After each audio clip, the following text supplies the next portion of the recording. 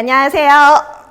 네, 시 끝나고 선생님들 이제 처음 뵀는데요. 현장에 오신 분들은 요 자료 받으셨습니다. 요 자료가 선생님 실은요, 저희가 시험 당일에 저희가 배포한 자료예요. 못 받으신 분들 받으실 거예요. 드릴 거예요, 학교에서. 지금 서울과 경기만 아쉽게도 5곳의 학교에 저희가 배부를 했고요. 한 600건씩 배부가 됐기 때문에 못 받으신 선생님들이 더 많을 것 같아요. 거의 하신데 지금 이제 현장에 오신 선생님들은 요거 다 드렸고요.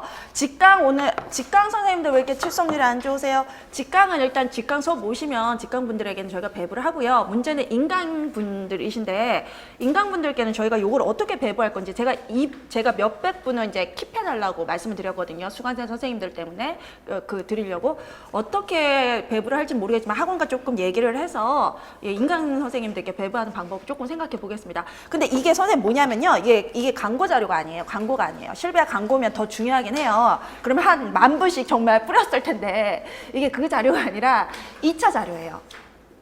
2차 기출문제. 이거 어디서 못 구하세요. 물론 구하실 수는 있는데요. 이렇게 잘 정리된 이런 기출문제는 반드시 가지고 있으셔야 되거든요. 그래서 최종 합격할 때까지 가지고 계시기 바랍니다. 이거 버리시면 안 돼요. 표지도 엄청 이쁘죠? 학원에서 조금 해주셨고요. 출시도 있고 저희가 그래서 선생님 그런데 제가 어제 이제 카페에 답을 확인은 하셨죠. 그런데 이제 답을 확인을 하다가 제가 이렇게 답을 확인을 한 게 2017년도부터입니다. 2017학년도에 제가 정식 강의는 하지 않았지만 일단 답은 공개를 했었고요. 2018학년도에는 정식 강의를 하고 답을 공개를 쭉 해왔어요. 19학년도에도 했고 출시에도 지금을 했는데 제가 답을 공개하면서 가장 짜증이 났던 문제예요. 문제 자체가. 그러니까 뭐라 그러지? 풀고 싶지가 않았어요. 특히나 왈츠 문제에서 갑자기 혈압이 딱 터졌어요. 왈츠가 3박자라는 걸 선생님들께서 왜 아셔야 유아교사가 될 수 있는지를 잘 모르겠어요. 지금도 여전히 모르겠어요.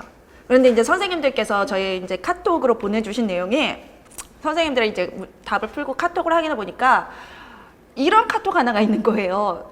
교수님께서 수업 시간에 왈츠에 대해서 설명해 주시는 덕분에 그 4박자가 3박자라는 걸 맞췄습니다. 이렇게 말씀하시는 거예요.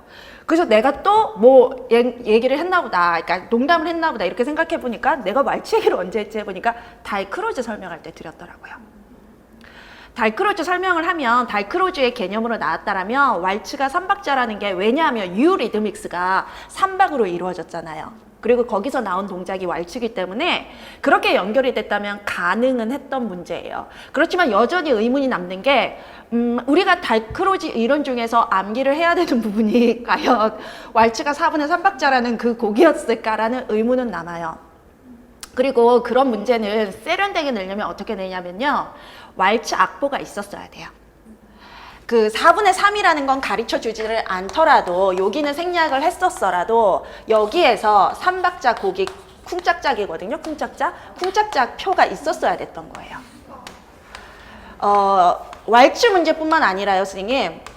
그렇다면 여러분들이 이제 표를 읽어서 4분의 3박자니까 4박자 잘못됐네 이렇게 다 찾으셨을 거예요.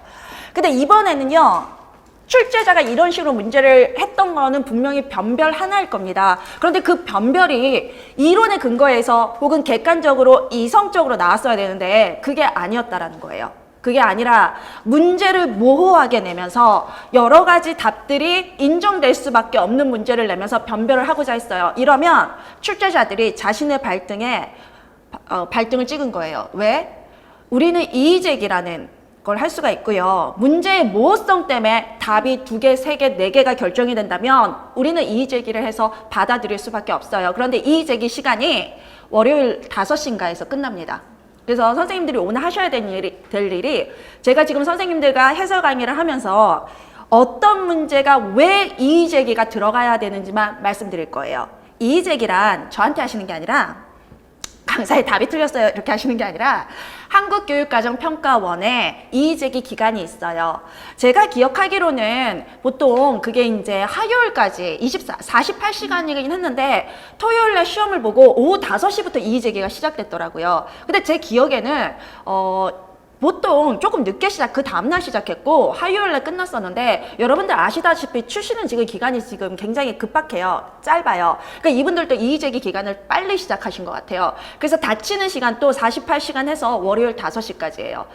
지금 어떤 문제가 왜 이의제기가 들어가야 되는지 선생님들께 말씀을 드릴 거고 선생님들께서도 이게 이의제기가 들어가야 된다고 제가 생각지는 못했지만 들어가야 된다고 생각하시면 저한테 말씀을 해주셔야 돼요.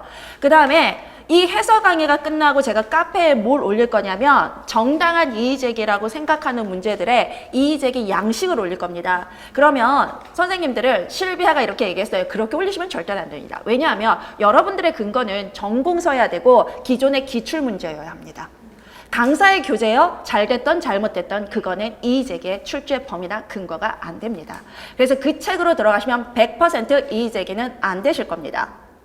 그리고 이의제기를 하실 때 원래 제가 선생님들께 굉장히 말씀드리는 부분이 자신의 주장을 할 때 강력하게 얘기하는 건 좋지만 선명하게 분명하게 말씀하시는 건 좋지만 예의가 없으셔서는 안 된다는 겁니다. 특히나 여러분들은 국립유치원 교사가 되실 거기 때문에 거기에 굉장히 공격적인 용어를 쓰시면 안 됩니다. 그런데 전에는 뭐 내용 면에서도 이론적으로만 얘기를 했었고 예의를 갖춰서 고려해 주셔서 감사합니다 라는 말을 이제 멘트를 꼭 붙이시라고 말씀드렸어요. 형식은 그런데요. 이번에 내용 면에서는 조금 강력하게 들어갈 거고 이 답도 됩니다가 아니라 문제 오류까지 문제가 오류가 있어서 이렇게 해석이 가능했기 때문에 답이 2개, 3개, 4개가 됩니다. 그렇게 이의제기가 들어갈 겁니다. 올해는. 그런데 제가 대신 해드리면 좋겠지만 실은 이의제기는 수험생분들만 할 수 있습니다. 저는 못합니다. 시험을 안 봤기 때문에. 솔직히 이제 시험을 보려는 이유도 그거죠. 왜냐하면 제가 시험을 보고 그 채점을 제가 뭐 빵점 처리가 되도록 시험지를 내고 나왔든 답안을 그 답은 안 쓰고 그냥 뭐 있다가 나왔든 일단 제가 수험표를 가지고 수험생이라는 게 되면 제가 이의제기가 들어갈 수 있거든요. 근데 그런 것들에 대한 어떤 반응도 여러분들 반응도 굉장히 저희 수강생들은 아무 말씀도 안 하세요, 저한테. 그게 나쁘다고 말씀을 안 하시는데, 이제 대외적인 다른 분들은 이제 실비아가 시험 보러 들어간다는 것에 대해서 굉장히 부정적이기 때문에 제가 들어갈 수는 없는 거고, 그렇다면 선생님들께서 강력하게 조금 주장을 하세요. 왜냐하면요, 요번에 공부 열심히 잘 하신 분들 붙는 시험 아니에요. 예. 네. 그쪽 출제 의도가 뭐였는지 정말 내가 신기가 있어서 그걸 알아채리는 사람이 붙는 시험이에요. 한마디로 운에 조금 당락이 결정이 돼요. 왜냐하면 이 시험이 만약에 선생님 폭이요. 선생님들의 점수 폭이 굉장히 뭐 5점, 10점 난다 그러면 괜찮습니다. 그런데 선생님들 0점 몇몇으로 떨어지는 시험이에요. 이 시험이. 그렇게 0점 몇몇으로 떨어진다면 1점의 문제를 어떻게 채점했느냐에 따라서 여러분들 합격자를 바꿔놔요. 그렇기 때문에 선생님들께서 여기서 불이익을 만약 내가 합격선에서 멀리 있다 이미 그거 이의제기 몇 개 되더라도 합격선에서 멀리 있다 하더라도 하십시오. 왜냐하면 여러분들은 이제 채점이 바르게 되는 거 있겠지만 저의 이의제기 여러분들을 도와드리는 목적은 2020학년도 때문입니다. 출제자가 바뀌어야 될 것 같아요. 출제자가 바뀌지 않는다라는 얘기가 있었는데 2019학년도에서 지금 바뀌지 않은 것 같아요. 문제를 봤을 때 바뀌지 않고 출제 범위를 봤을 때도 바뀌지 않았어요. 그런데 저는 이분들이 출제를 내시면 안 된다라는 생각이 들어요. 이분들은 2019학년도에 처음 들어가신 분들일 거예요. 100%. 그러니까 한 분이 들어가신 건 아니지만 모든 분들이 기존에 출제를 했던 분들은 아니에요. 그래서 문제를 보면 제가 이 기출문제를 이런 식의 기출문제를 냈다면 선생님들은 저한테 실비아가 기출과 전혀 다른 엉뚱한 문제를 내요. 이렇게 말씀하셨을 거예요. 특히나 B형에서 저는 만화책 보는 줄 알았어요. 지문 만드는 게 힘들거든요. 그래서 저렇게 내셨어요. 그리고 이분들 출제 범위 봤을 때 옛날 분들이에요. 그리고 이분들 한국에서 박사과정 하신 분들이에요. 문제가 그래요. 제가 왜 그렇게 문제를 드리고 왜 옛날 분들이고 지금의 추세를 따라가지 않으시는 분들이고 왜 이분들이 한국에서 배운 분들인지 말씀드릴게요. 대표적인 문제가 왈츠 문제 있잖아요. 그거 외국에서 미국에서 공부하신 분들은 못 내요. 악보 없이. 왜? 미국은 다문화 사회여서. 이 왈츠 문제요. 선생님 정말 우리나라 국악도 아니고 유치원 선생님들이 왈츠가 삼박자라는 걸 알고 계셔야 된다라고 생각하세요? 이거는 사대주의 문제입니다. 왈츠가 삼박자라는 걸 한국의 유아교사들이 알아야 된다라는 거. 그거는 이분들이 왈츠 문제를 이렇게 삼박자라는 걸 냈다라는 건 이 문제에서 냈다라는 거는 뭐냐면요, 선생님. 뭐냐면 유아교사라면 왈츠가 삼박자라는 걸 모든 유아교사가 알고 있어야 된다라는 건데요. 이거는 서양의 문화일 뿐이에요. 우리가 받아들이고 안 받아들이는 것도 우리의 선택인데 그거를 이런 식으로 모든 유아교사들에게 알도록 강요를 했다는 건 사대주의가 있으신 분들인데 의외로 미국 하신 분들이 사대주의가 없어요. 다문화의 교육을 받기 때문에. 근데 저는 이분들이 굉장히 출제가 다시 돼서는 안 되는 분들.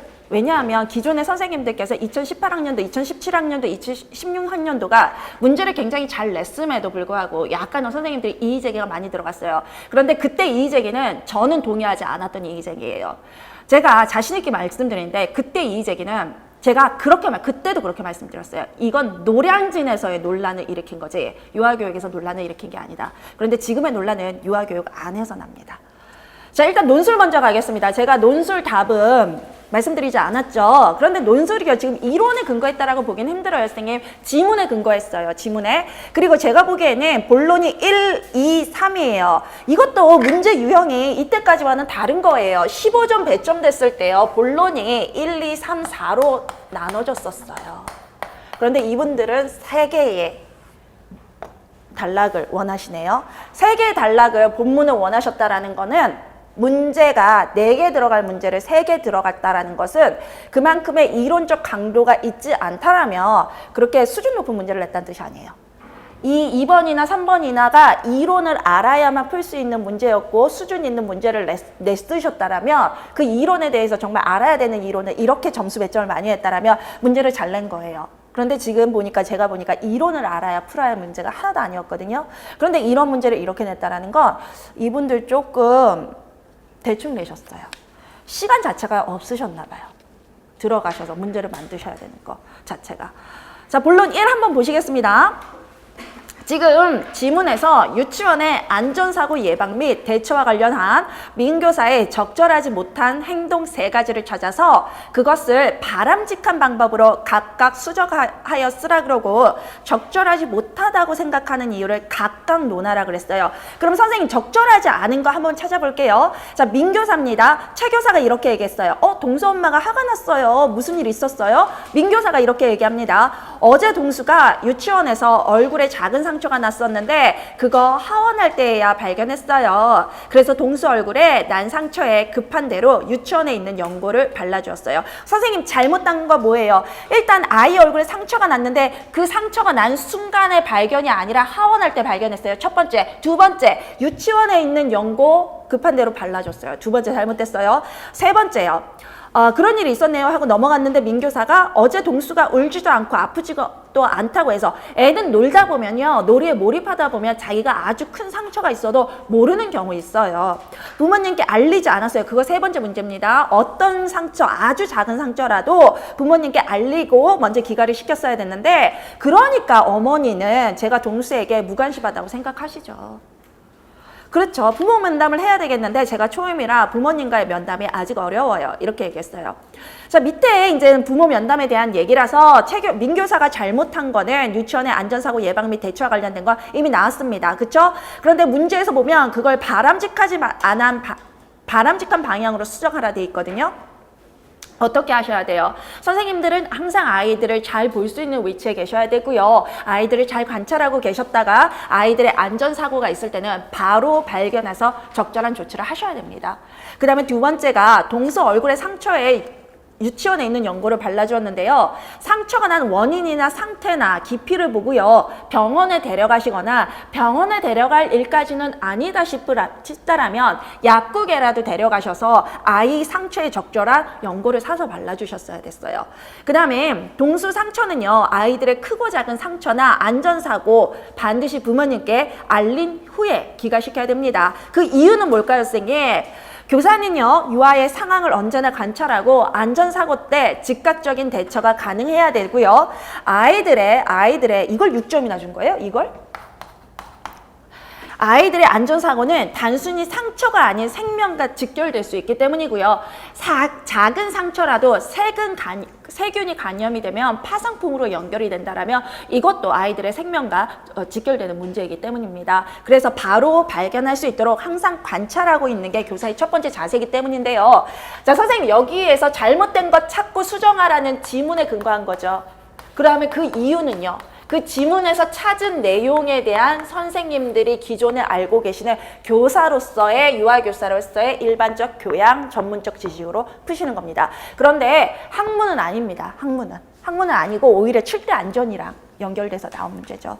그 다음에 두 번째, 아이 얼굴에 그 유치원에 있는 연고는 마찬가지로 적절하지 못한 처치는요, 상처를 덧나게 할 수 있어요. 이게 심하면 파상풍 등을 야기할 수도 있고요. 유치원에 있는 연고가 이미 세균에 감염됐을 수도 있어요. 새 연고가 아니라면. 그런 등등의 문제가 있기 때문에 안 된다이고요.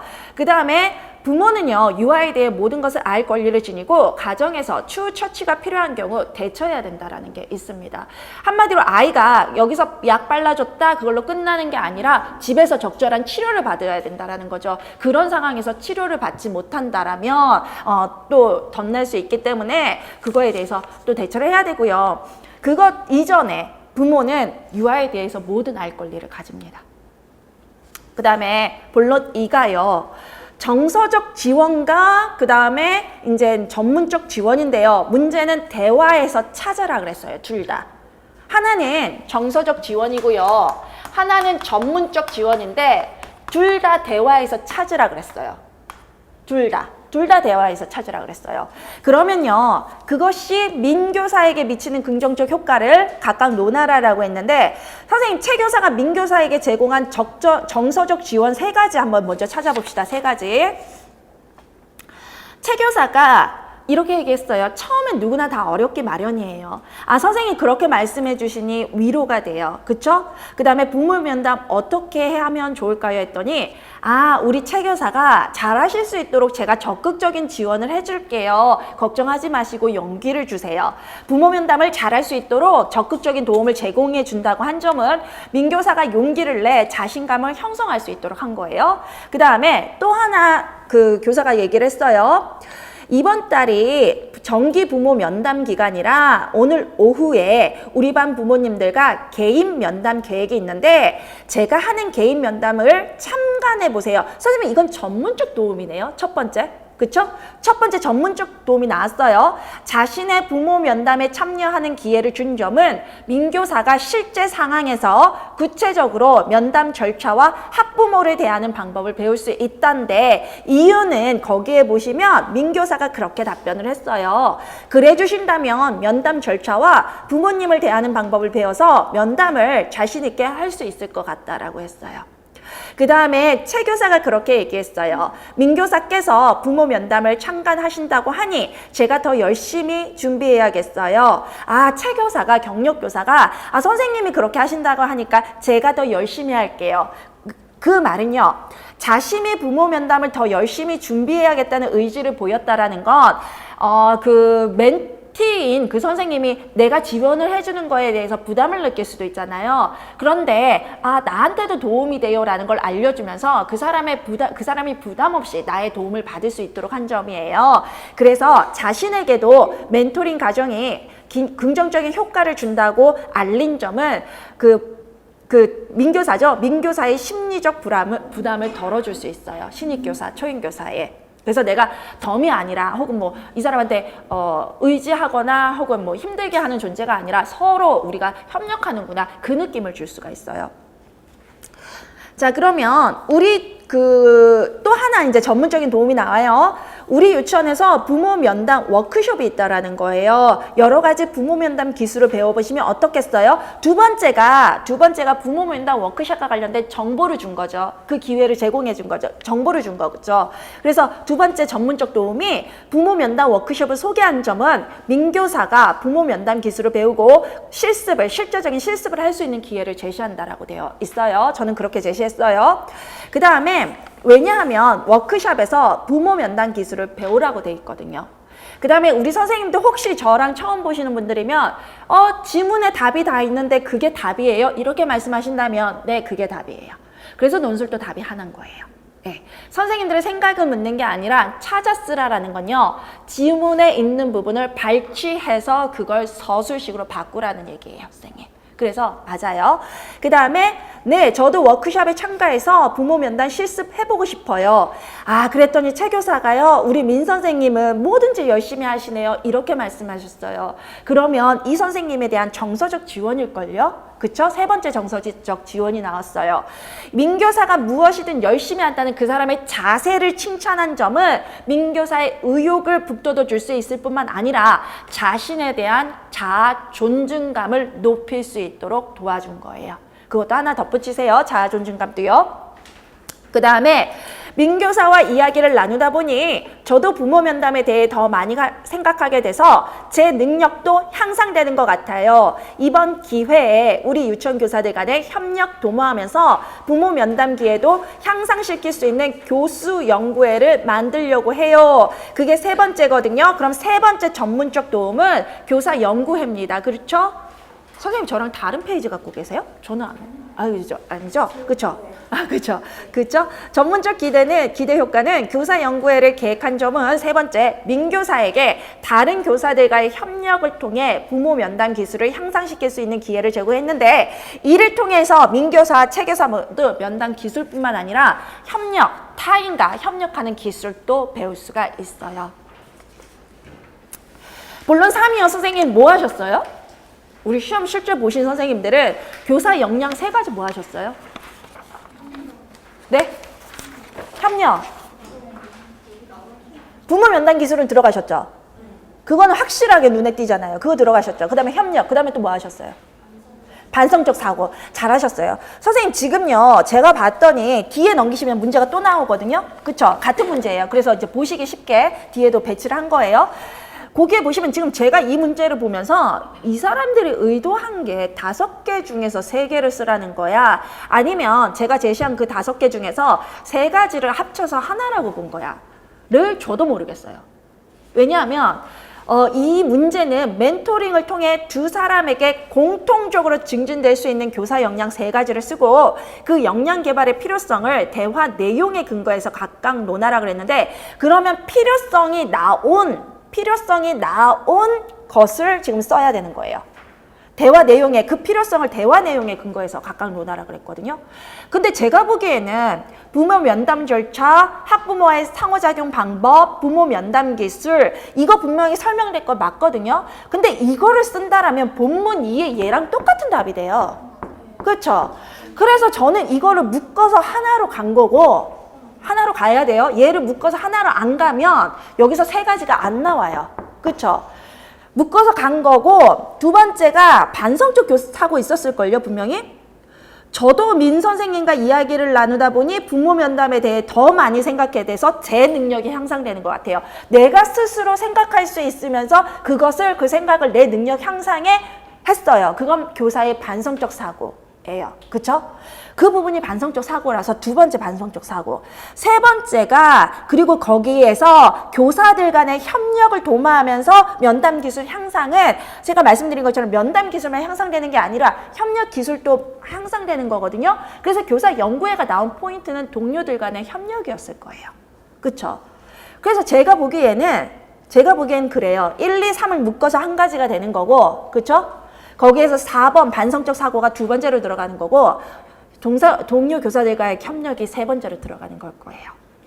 그런데 이번에 교육과정에서 우리가 이의제기를 엄청 들어가게 되면 여기에서 지금 이중 정답을 처리해 줄 수밖에 의도는 알겠어요. 저는 이 중에서 어떤 답을 의도로 냈는지는 알겠어요. 근데 그 의도가 부족해요.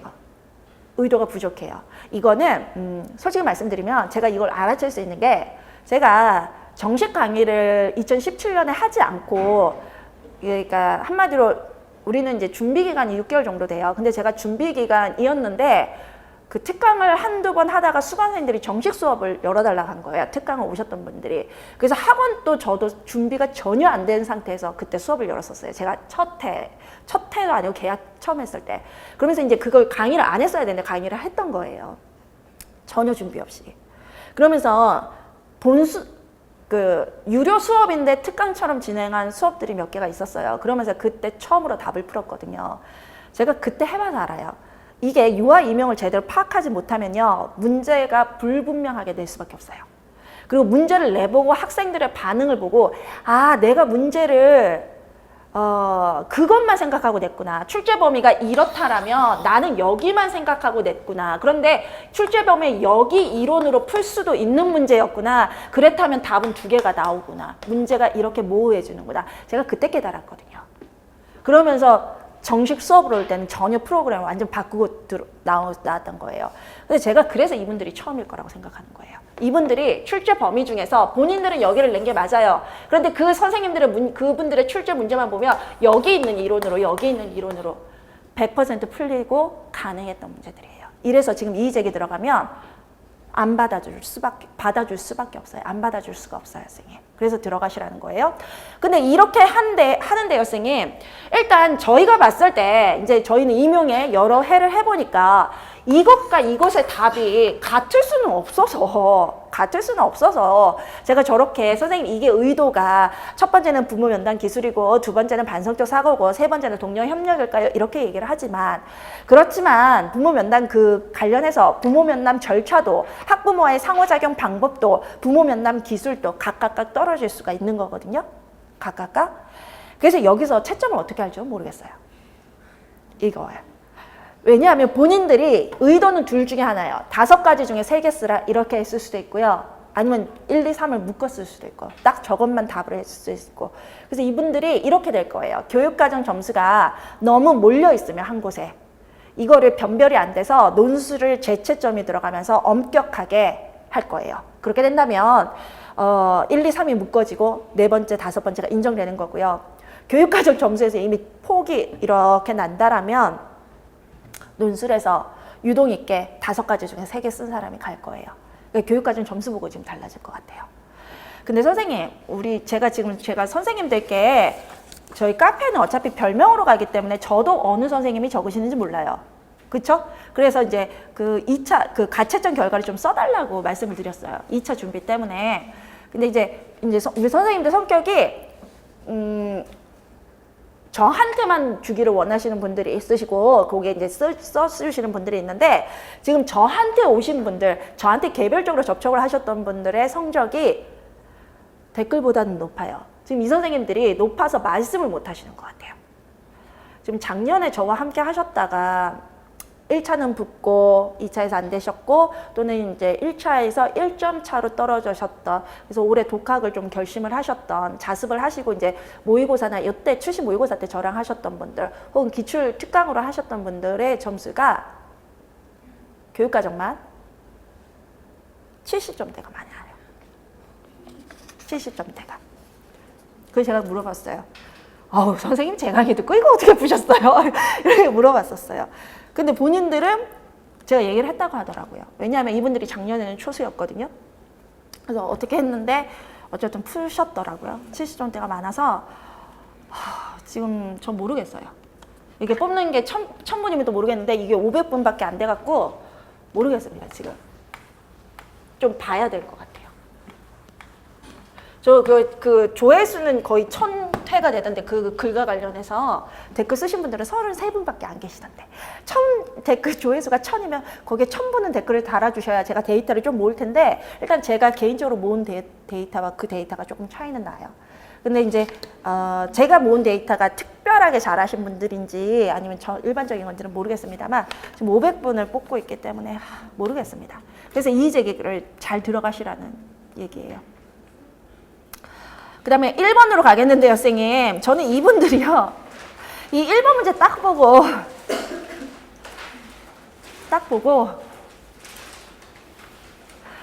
지금 전혀 그 아동복지와 관련된 트렌드를 못 짚고 계시는구나.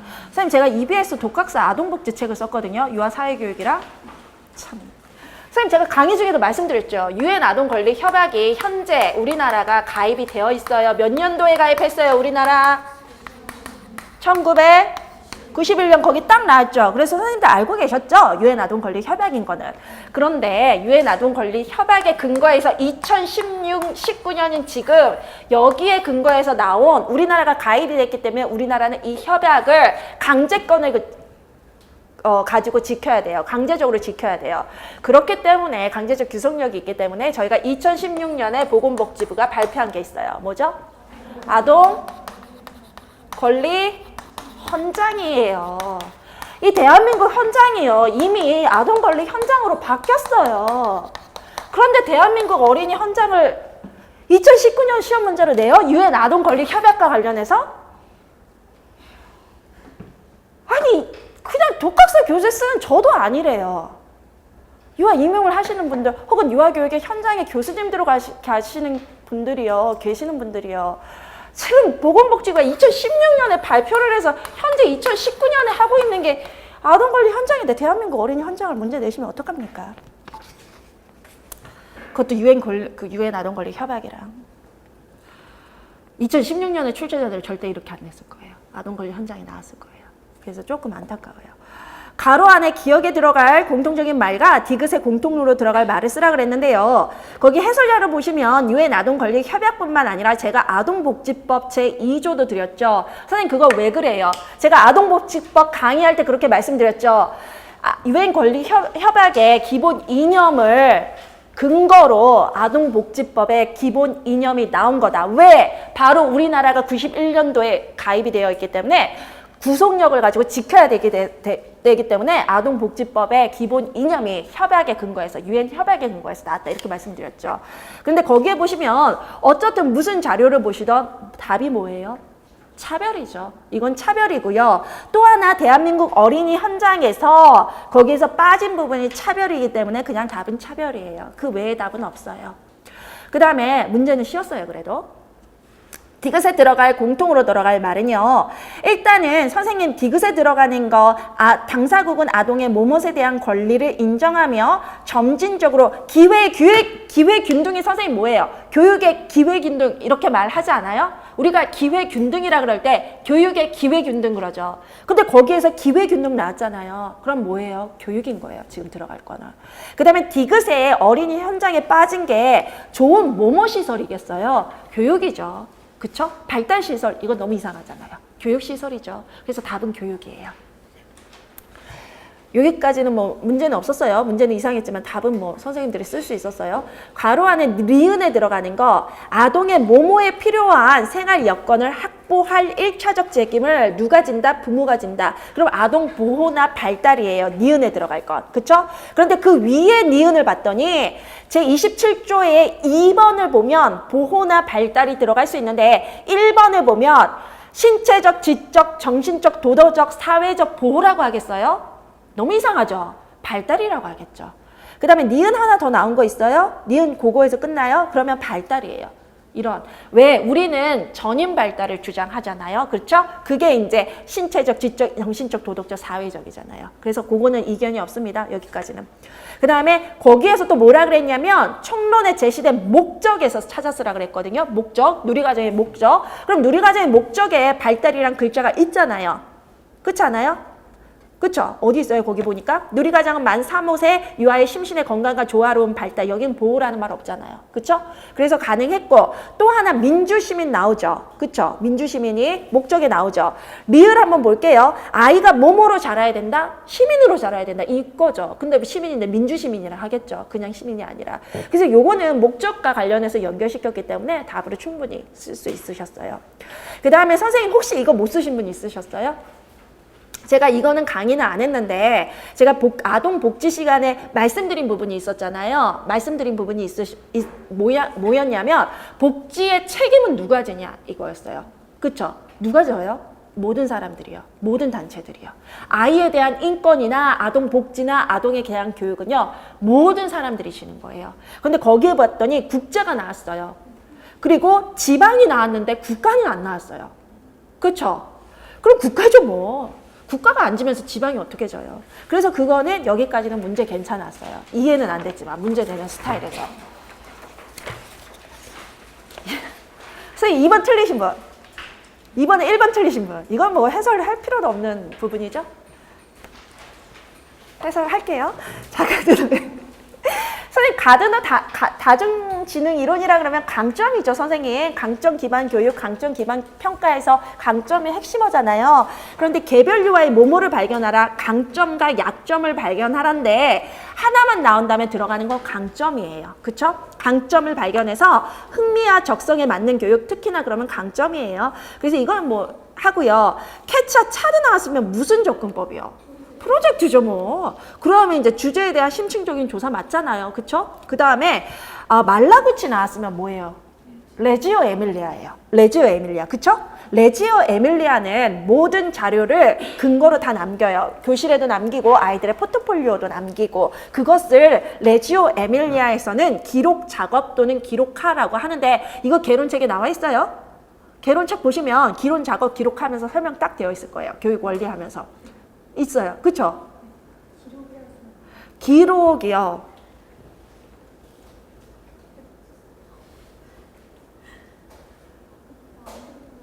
모의고사에서 그렇게 쓰셨으면 전 틀렸다 해요. 왜냐? 모의고사에서 그렇게 하셨으면, 기록이라고 쓰셨으면 전 틀렸다 해요. 왜?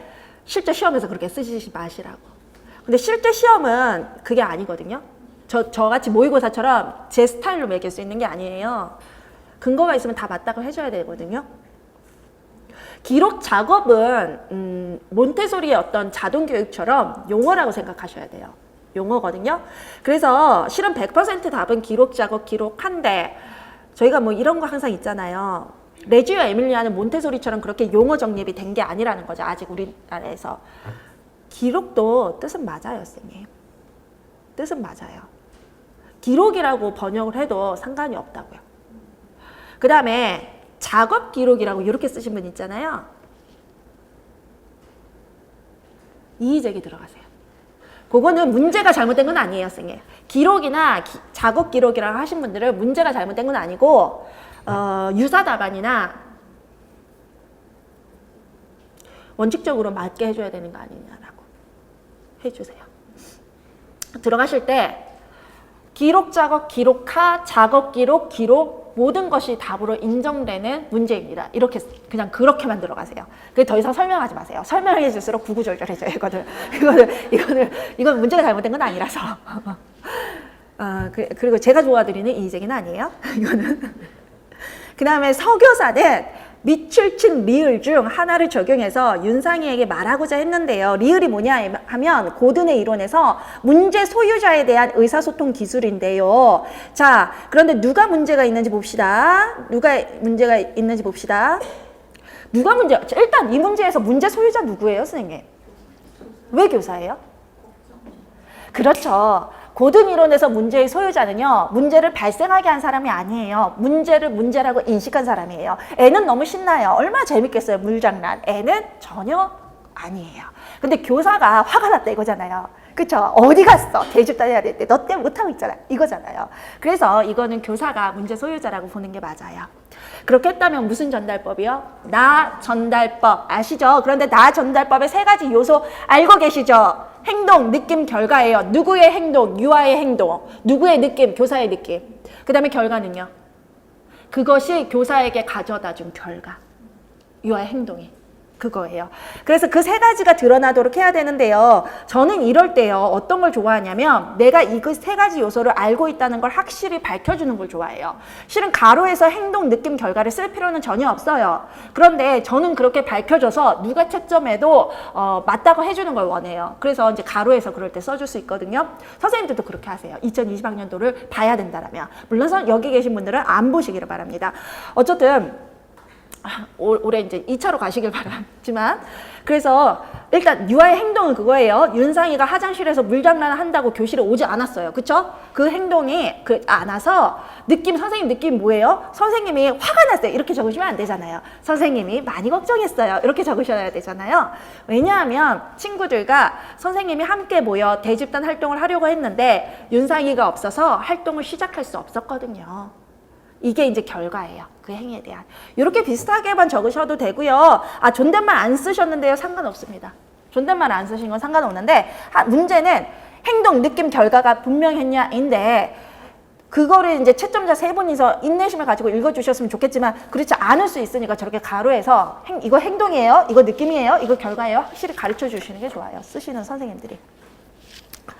그 다음에 3번 문제 가시겠습니다. 아 선생님 저도 이 문제 처음 봤을 때 시간표지법인 줄 알았어요. 사건표지법인 줄 알았어요. 빈도사건표지법. 근데 아니에요. 아닌 이유를 설명드릴게요. 네, 그래서 빈도사건표지법 이랬다가 아닌데 이렇게 그럼 우리 선생님들 다 빈도사건표지법 하셨구나 이렇게 했더니 아니라고 하더라고요. 본인들은 행동 목록 했다 그러더라고요. 자 빈도사건표지법 하신 분 있으세요? 빈도시간표지법 하신 분, 시간표지법 하신 분. 이건 제 탓 아니에요. 아니요, 선생님 농담이고요.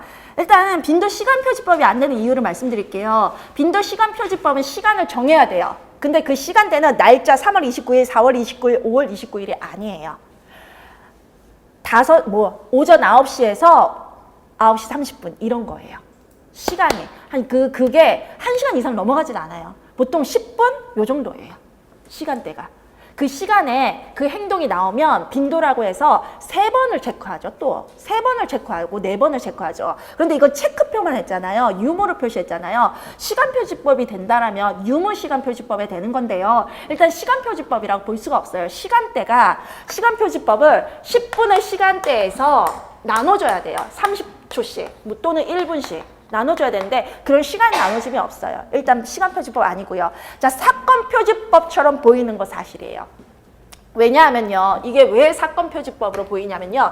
ABC는 당연히 아니죠. 그런데 빈도사건표지법으로 보이는 이유가 지금 카페에서도 이제 자료를 찾으면서 빈도사건표지법 맞는데요. 이렇게 하시는 분들이 있는데 그거 잘못 전공서 내용을 요것과 요것이 다른 거예요. 다른 거. 그래서 이제 선생님들께서 그거에 대해서 아실 필요가 있는데요. 어떻게 다르냐면요. 여기서는 여기 표시가 4월 29일, 3월 29일 요게 잘못된 게 아니고요. 요게 잘못된 게 아니라 여기 표에 보시면 친사회성이 묶어져 있죠. 그쵸? 친사회성이 전체 행동이잖아요. 그러면서 친사회성의 유형이 1번, 2번, 3번, 4번 들어간 거 아니에요? 돕기, 나누기, 협동하기, 양보하기로? 그쵸? 그런데 그 표 잠깐 보세요. 요렇게 돼 있어요. 한마디로 3월 29일에는 애가 돕기밖에 못했다고요. 근데 4월 29일에는 애가 뭐까지 했어요? 나누기도 했어요. 나누기까지 했어요. 그쵸? 그 다음에 5월 29일에는 애가 뭐 했어요? 협동하기까지 했어요. 그런데 친사회성에서 난이도가 있는 행동들을 이렇게 나눈 거예요. 그러면서 1난이도, 첫 번째 가장 쉬운 난이도는 3월 달에 할 수 있었다. 그 다음엔 4월 달에 할 수 있었다. 그 다음에 5월 달에 할 수 있었다. 이거잖아요. 이거는요, 선생님. 친사회성 행동이 발달하는 단계를 교사가 관찰하는 거예요. 발달 단계를. 그 다음에 이게 물론 행동 목록이라 그러면 요렇게만 있는 게 맞거든요. 요렇게만 있는 게 맞는데 교사가 요런 조사를, 요런 행동 목록표를 한 달 간격으로 한 거예요, 지금. 그 다음에 그 결과를 뭉쳐놓은 거예요. 합쳐놓은 거예요. 계절의 표준 행동 목록, 대표적인 행동 목록으로 계절의 표준 행동 목록이 있잖아요. 그게 3세 때, 4세 때, 5세 때 발달 단계가 나열되어 있는 거라고 말씀드렸죠. 그쵸? 그러면서 3세 때 해보면서 이렇게 되고 4세 때 해보니까 이렇게 되고 5세 때는 여기까지 나오면 이 아이는 3세 때는 3세 발달을 했고 4세 때는 4세 발달을 했고 5세 때는 5세 발달을 했다. 한마디로 계절의 그 표준 행동 목록은 한 번 하고 끝내는 게 아니라 이 아이가 연령의 변화에 따라서 계속 누적적으로 하면서 이 아이가 정말 그 발달을 이뤘나 안 이뤘나를 보는 거거든요. 그거 변형한 거예요, 지금. 물론 같은 표를 3세 때 사용해보고 4세 때 사용해보고 5세 때 사용해보고 이렇게 하는 게 일반적인데 이 교사는 이 표를 합칠 수, 한 달 간격으로 한다라고 하면서 표를 합쳐놓은 거예요. 행동 목록을 여러 개 합쳐놓은 거예요. 그렇게 봤을 때 이게 만약에 선생님 잘 보세요. 이게 만약에 요 문제가 또 나온다라면 하살표가 이렇게 되어 있지 않고요. 만약에 이렇게 돼 있다가 이렇게 돼 있잖아요. 이거는 빈도사건 표지법이에요. 이 사람이 발달 단계별로 발달하는 것을 의도로 했다는 게 아니라 아이의 친사회적 행동이 얼마나 자주 나오는지 그 빈도 사건을 보기 위해서 한 거예요. 근데 저도 처음에는 이거를 주의 깊게 보지 않았거든요. 그래서 빈도 사건 표시법 이랬는데 이 표시에서 의도한 건 그거 아니에요. 의도한 게 그게 아니라 한 달 간격으로 아이의 친사회성이 이렇게 발달했다, 그걸 알려주기 위한 거예요. 그래서 전혀 그 카페에 그 게시해준 표와 전혀 다른 표예요. 모양만 똑같은 거예요. 그쵸? 거기다가 우리가 중요한 건 요약 및 해석을 봐야 되잖아요. 현서의 돕기를 3월 관찰 때부터 계속 봤고 나누기는 4월 관찰 때부터 나타났다. 협동하기는 최근 보이기 시작했다. 근데 양보하기는 나타나지 않았다. 그러면서 출연 유무는 행동 목록에서 당연히 알 수 있는 거 알고 계시죠? 근데 그것뿐만 아니라 계속적이고 누가적인 관찰 밑줄 그으세요. 행동 목록을 계속해서 지속적으로 사용하면 발달 단계를 알 수 있어요. 이 친사회성의 발달 단계를 알고자 하는 거고 그 표보다 요약 및 해석에서 빈도 사건이 아니라 지금 행동 목록이라는 게 정확히 나와요. 그래서 이제 기억에 들어갈 말은 발달 단계예요. 행동 발달 단계죠. 친사회성이니까 행동의 발달 단계. 발달 수준 돼요. 선생님 발달 단계, 발달 수준 돼요. 발달 과정까지도 돼요. 그 다음에 발달 뭐? 정도? 가능해요. 걔는 선생님 이의제기 들어가세요. 저는 안 도와드리는데 그래도 들어가세요. 유사 답안으로 채점될 수 있어요. 점점 증가했기 때문에 저는 증가에 대한 양적 정보라고 질적 정보예요. 왜냐하면 친사회 양적인 거라기보다는 질적이에요. 친사회성을 이렇게 강도 높게 할 수 있다는 거라서. 그래서 안 될 것 같아요. 네. 질적 정도. 선생님 그거 이의제기 들어가 보세요. 질적 변화요. 그것도 이의제기 들어가 보세요. 질적 변화를 지금 발달 변화로 인식해 준다라면, 인정해 준다라면 처리될 수 있어요. 유사 답안으로. 문제 자체 오류는 아니에요. 그래서 들어가실 때 이 문제의 답을 이렇게 다 같은 것을 의미하므로 모두 정답 처리해 주셨으면 합니다. 고려해 주셔서 감사합니다. 이렇게 들어가세요. 선생님 있잖아요. 문제가 잘못된 게 아니라 선생님들의 답의 어떤 폭을 이제 넓혀달라고 들어가실 때는 최대한 공손하게 들어가세요. 아셨죠? 그 다음에 밑줄 친 니은에서 포트폴리오 평가에 대한 설명으로 적절하지 않은 것 2가지를 찾아 각각 바르게 고쳐 쓰라고 그랬는데 니은이 뭐예요, 선생님? 뭐지? 포트폴리오 평가는 지식, 기능, 태도에 대한 평가 가능한 거 맞죠? 신뢰성과 객관성 확보는 아니죠, 선생님. 이거는 평가하는 사람이 누구냐에 따라서 주관적 평가를 하는 건데, 그래서 그 잘못됐고, 그 다음에 결과 중심 평가는 아니죠. 포트폴리오는 대표적인 과정 중심. 이거 틀린 분들은 없으시죠? 그쵸? 있으세요? 없으시죠? 요거는. 결과 과정 모두 평가는. 왜냐면 포트폴리오 평가는 결과 과정을 모두 알 수 있는 그런 평가라고. 활동이 끝나고 활동이 끝나고 뭐요? 전시 포트폴리오 활동 프로그램 끝나고 하는 포트폴리오 활동이 마무리하면서 활동을 평가하게 되죠. 전시 포트폴리오도요, 한 달 동안의 작품이 모두 다 있는 거예요. 그래서 내 작품이 하나가 아니라 내가 처음에 시작했던 것과 마지막에 시작한 여러 작품 있잖아요. 그게 다 걸려 있는 거예요. 작품만으로도 이와의 과정과 결과를 모두 알 수 있다고 되어 있잖아요. 그래서 결과 과정 모두 알 수 있다고 썼거든요. 포트폴리오는 과정 중심 평가예요. 과정 중심 평가가 확실한데 우리가 이거 선생님 그거는 원론적인 저희가 토론이거든요. 들어가세요. 이의 제기를. 일단 답은 과정 중심이라고 될 거예요. 네. 책 내용이 생각이 나더라고요. 결과, 여기서 의미하는 결과는요, 어떤 거냐면 표준화 검사처럼 얘는 몇 세예요. 얘는 이거 해요. 이런 거거든요. 근데 여기는 그 결과가 아니에요. 그러니까 물론 포트폴리오가 어떻게 이제 과정만 하겠어요. 과정을 하다 보니까 결과도 보이는 거죠. 그런데 그게 그런 표준화 검사에서 말하는 결과의 그 결과가 아니거든요. 예, 그렇기 때문에 요거는 과정과 결과 중심의 평가다 이렇게 하면 우리가 포트폴리오를 하는 건 과정을 보기 위한 거지 결과를 보기 위한 게 아니기 때문에 그쪽에서 인정을 해줄 수도 있고 안 해줄 수도 있거든요. 요거는 그쪽 나름이에요. 근데 이의제기는 들어가세요. 예, 우리 의견이 이렇다라는 거. 근데 과정 중심이라고 일단 평가 그 채점은 될 겁니다. 이거 다 봤을 때요. 찾아 각각 발음부터 쓰시오라고 한 것은 정확하게 여기서 똑같은 용어를 찾아서 써야 되는 거예요. 그러니까 찾아 쓰시오? 결과 중심의 평가를 지향하면 이렇게 퍼센트를 안 하고 결과 중심의 평가를 지향하고 과정 중심의 평가를 지향한다. 이렇게 썼는데 그렇게 써도 돼요, 선생님? 선생님, 요거 제가 설명 드릴게요.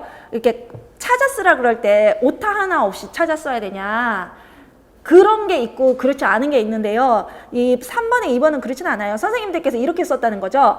그 지문에는 결과 중심의 평가를 지향하며가 나왔는데 이렇게 안 쓰시면서 결과 중심의 평가를 지향하고 지향하지 않고 가정 중심의 평가를 지향한다. 뭐 이런 거 상관없어요. 선생님. 정답 처리돼요. 당연히. 이런 거. 이것도 신뢰성과 객관성의 확보가 용이하지 않고 포트폴리오는 평가자에 대한 주관적 평가이기 때문에 용이하지 않다. 뭐 이렇게 쓰신 분들도 맞아요. 이거는 그대로 찾아 쓰는 문제는 아니에요. 내용을 찾아 쓰라는 거예요. 글자를 찾아 쓰라는 게 아니라. 가로 안에 디귿에 들어가는 거예요, 선생님. 요거요. 유아가 만든 작품을 중심으로 포트폴리오 활동에 포함할 자료들을 수집했는데 앞으로는 유아가 경험한 것을 스스로 정리하고 확인할 수 있도록. 자, 유아가 스스로 정리하고 확인할 수 있도록 모모 자료도 포함해야 된다. 이를 위해 우선 자유활동 후에 아이가 모모를 할 수 있는 질문을 하고 이를 기록하는 게 좋을 것 같다. 유아가 작품을 만들면서 힘들거나 어려웠던 점은 무엇인지. 자, 유아가예요. 너가 그걸 하면서 힘들거나 어려웠던 건 뭐고 처음에 계획대로 되었는지 자랑하고 싶었는지 포함할 작품도 유아가 직접 선정하게 했는지 그거를 쓰라는 거죠, 지금. 그쵸? 답은 자기평가, 자아평가, 자기반영 다 답으로 되거든요. 되는데 평가 쓰신 분, 활동평가 쓰신 분 이의제기 들어가세요. 왜냐하면 여기는 이런 문제는요. 선생님 이렇게 가로로 내는 거 아니에요. 가로로 내면 말만 되면 되는 거 아니에요? 그렇죠? 우리가 언제 아이들한테 평가하면서 자 우리 함께 평가해보자 이렇게 하지 자기 평가해보자 이렇게 얘기를 해요. 그렇죠? 그 다음에 교사용 지도서에서도 활동평가라고 그랬으면서 활동평가는 항상 애들이랑 하는 게 맞지. 이 자기 평가라서 평가를 아이들이랑 하는 게 아니라 원래 평가 자체를 아이들이랑 같이 하는 거예요. 그렇죠? 평가가 답으로 들어갔기 때문에 평가가 아니다라고 하기에는 그렇다면 자기 평가도 답으로 안 되고 자기 반영만 답이 되는데 2019학년도의 문제는 달라요. 2019학년도는 사실동화, 생활동화가 나오면서 사실동화가 가로로 되어 있고 일을 생활동화라고도 한다. 이렇게 했으니까 생활동화는 답이 안 되는 거예요. 그게 지문에 나와 있었다는 뜻이지. 이거는 이 일을 평가라고도 한다. 이게 아니잖아요. 그쵸? 평가가 들어가도 무난하지 않아요? 그쵸?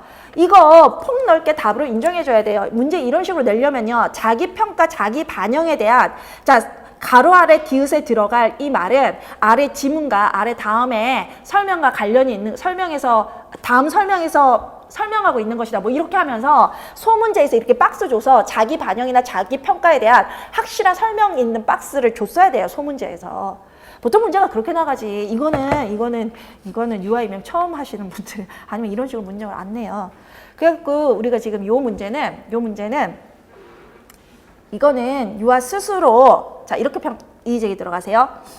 우리는 활동에 대한 평가를 할 때 유아와 함께 합니다. 모든 점 평가의 과정은 유아와 함께 합니다. 그래서 평가라는 것 자체가 우리가 유아들과 함께 하는 것인데 또 이를 자기평가, 자기반영이라고 할 수도 있기 때문에 이 문제의 답은 평가, 활동평가, 자기반영, 자기평가 모두 답으로 인정되는 폭넓은 답을 인정하는 문제이기 때문에 답을 모두 인정해 주셨으면 합니다. 고려해 주셔서 감사합니다. 빼지 마세요. 그렇게 들어가세요, 선생님. 요거는 제가 좀 올려놓을게요. 4번이요. 시간이 1시간이 넘었네요. 자, 선생님, 요 10분 쉬고 할 건데요. 10분 쉬시고 하실 건데요. 논술 있잖아요, 선생님. 논술 혹시 1200자 못 쓰신 분? 그럼 1200자 칸은 다 채우셨어요? 네. 그럼 10분 뒤에 뵙겠습니다.